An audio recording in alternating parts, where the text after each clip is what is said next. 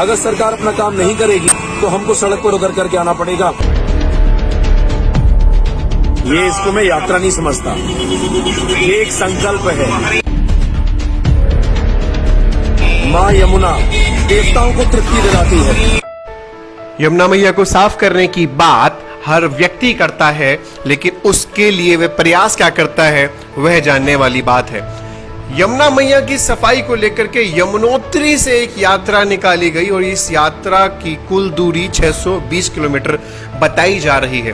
Photo में आप जो टी शर्ट में व्यक्ति देख रहे हैं रंजीत चतुर्वेदी हैं ये, और इनके साथी यमुना मैया को साफ करने के लिए एक जग अभियान चलाने के लिए इस यात्रा को निकाल रहे हैं। आज ये यात्रा दिल्ली पहुंची। दिल्ली पहुंचने के बाद इसका जोर शोर से स्वागत किया गया। इसमें अनेक युवाओं ने बढ़ चढ़ के भाग लिया। आपको बता दें कि 18 मार्च से यात्रा चल रही है और 18 अप्रैल तक ये यात्रा चलेगी। यमुनोत्री से मथुरा तक यमुना कलश पद यात्रा निकाली जा रही है, जिसका दिल्ली में स्वागत युवाओं ने, एनसीसी कैडेट्स ने और साथ ही वीरता the youth power of India के बच्चों ने किया। लोगों में जोश था, उत्साह था जो देखते ही बनता था। पालकी में मां यमुना को प्रतिमा स्वरूप लाया गया और अब ये यात्रा दिल्ली के छठ घाट पर पहुंचेगी और छठ घाट पर यमुना मैया की मां कृष्ण से शादी कराई जाएगी। जैसा कि आप सभी जानते हैं कि यमुना को भगवान श्री कृष्ण की धर्मपत्नी भी कहा जाता है। अब आइए आपको इस यात्रा को करने वाले रंजीत चतुर्वेदी और उनके साथियों के बयान से, और जितनी मेरी जानकारी है, जितना यमुनोत्री वासियों ने मेरे को बताया है, यमुनोत्री से यात्रा आज तक नहीं निकली है।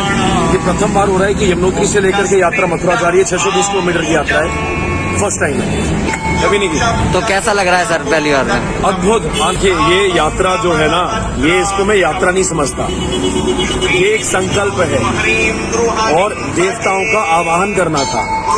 तो 15 नवंबर को 2020 को दिवाली की अमावस्या पे निर्णय लिया गया था और मथुरा से चला था। यम द्वितीया के दिन पर जो यमराज और यमुना का दिन है भैया दूज का, 17 नवंबर को मैंने वो कलश जो है वहाँ पर यमुनोत्री में स्थापित किया। अब 20 मार्च को जो यमुना जी का दूसरा भाई है शनिदेव, 20 मार्च को शनिदेव के दिन पर निकला हूँ। और जो उनका जो पिता का दिन है सूर्यदेव जो है, 18 अप्रैल को मथुरा पहुंचेंगे और यमुना छठ मनाएंगे। जो यमुना छठ जो छठा दिन होता है नवरात्रि का, और माँ यमुना का कात्यायनी देवी का दिन है, जिसका उनका हैप्पी बर्थडे मनाया जाता है। और विशेष बात यह है कि इस साल का 2021 का 108वां दिन है, तो दिव्य कार्य है। तो मैं इसको यात्रा नहीं समझता, एक संकल्प है माँ यमुना को उनका हक दिलाने का, उनकी आवाज बनने का। मैं बस ये कहूंगा कि मैं कोई नहीं बोलने वाला। एनसीसी के बच्चों जो भी यहाँ पर उपस्थित है, इनको विशेष माँ यमी की कृपा है।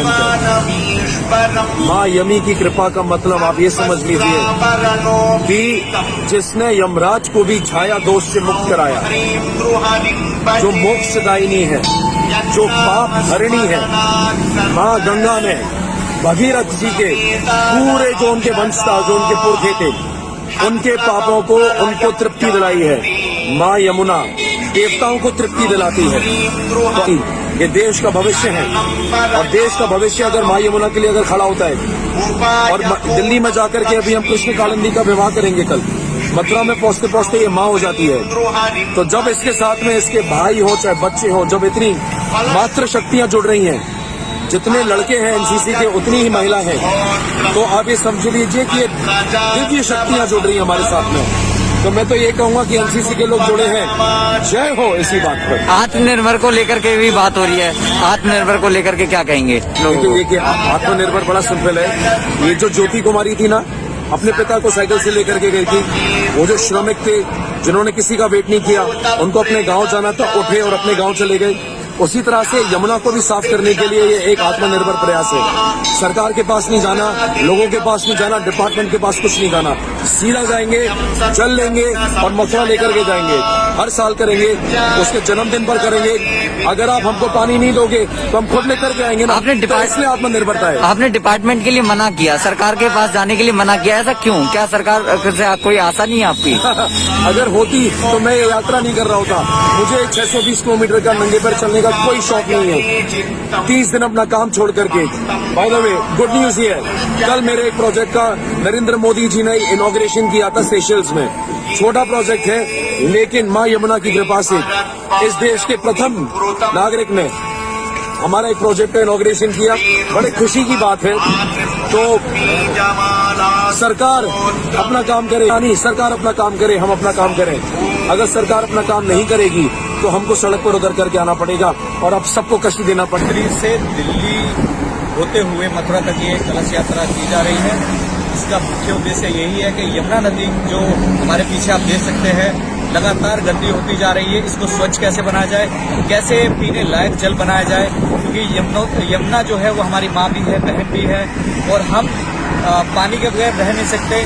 इसको हमें सेव करना है। कलश यात्रा का उद्देश्य यही था कि देश तक ये बात पहुंचाई जाए कि यमुना इस वक्त इन हालातों में इन हालातों से बाहर निकाला जाए, यमुना को स्वच्छ बनाया जाए, सुंदर बनाया जाए, ताकि हमारी आने वाली पीढ़ी भी ऐसी कि नदियाँ हमारे देश की, हमारे किसान की और हमारे आने वाली सभी लोगों के लिए एक धरोहर है जो विलुप्त होती जाती है, मैली होती जा रही है। तो यमुना कलश यात्रा के द्वारा हम लोगों तक ये संदेश पहुंचाना चाहते हैं कि कैसे यमुना में फैली हम सारी विकृतियों को समाप्त कर सकते हैं। कलश यात्रा से हम लोगों तक एक संदेश पहुंचाना चाहते हैं कि यमुना को स्वच्छ रखें और सुरक्षित रखें और गंदगी ना फैलाएं।